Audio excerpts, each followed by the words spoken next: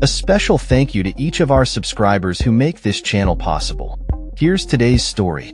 In a dramatic escalation of his political rhetoric, former President Donald Trump has intensified his attacks on political adversaries, labeling them as criminals while suggesting that dissenting voices should be silenced. During a recent rally in Aurora, Colorado, Trump unleashed a barrage of accusations against Vice President Kamala Harris, declaring, "She's a criminal. She's a criminal," amid his ongoing legal battles stemming from 34 felony counts related to falsifying business records in a hush money case.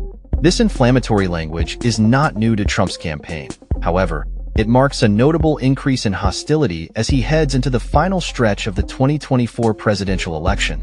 Trump's rhetoric has increasingly suggested that any speech he finds objectionable could be deemed illegal, a claim that raises alarm among experts who study authoritarian regimes.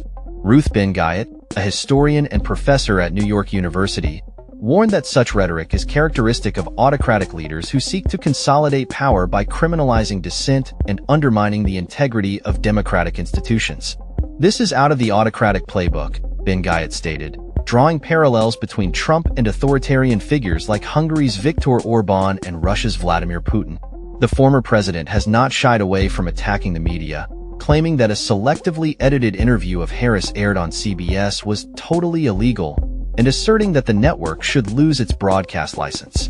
He also accused Google of illegally manipulating headlines and paid advertisements supporting Harris, threatening consequences for the tech giant. Critics of Trump have voiced concerns that his rhetoric could have serious implications for freedom of speech and the integrity of the electoral process. Some voters who support Trump expressed discomfort with his revenge-driven narrative, emphasizing that they are more focused on issues like the economy and immigration rather than personal vendettas. Walter Buckman, a supporter from Scranton, Pennsylvania, articulated his disapproval of Trump's vengeful language, stating, "Getting even should not be in the playbook."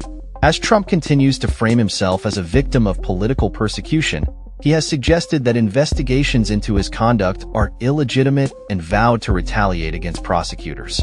He has also made unfounded claims that President Joe Biden is orchestrating these legal challenges, further fueling his narrative of being wronged by the system. At a recent rally in Scranton, Trump supporters responded with chants of "Lock him up" in reference to political opponents, highlighting the divisive atmosphere surrounding his campaign. Despite the troubling implications of his rhetoric, some of his voters remain steadfast in their support, citing economic concerns as their primary motivation. Senator John Fetterman, a Democrat campaigning for Harris, noted that while Trump's statements may seem nonsensical to some, they resonate with his base.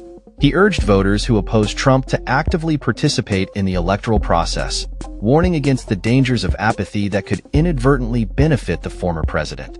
As the election approaches, the question remains whether Trump can indeed centralize power in a system designed to prevent such overreach. Ben-Ghiat emphasized that the outcome would depend on Trump's ability to instill loyalty within his party and intimidate dissenters. The stakes have never been higher, as the nation grapples with the implications of a leader who seeks to redefine the boundaries of political discourse.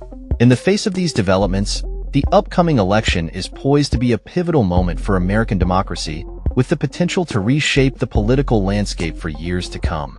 As voters prepare to head to the polls, the urgency of the situation cannot be overstated. The choices made in November will not only determine the next president, but will also reflect the values and principles that underpin the nation's democratic ideals. That's all for this story. We upload videos every day covering many different subjects, so hit that subscribe button to stay informed. Thanks for watching.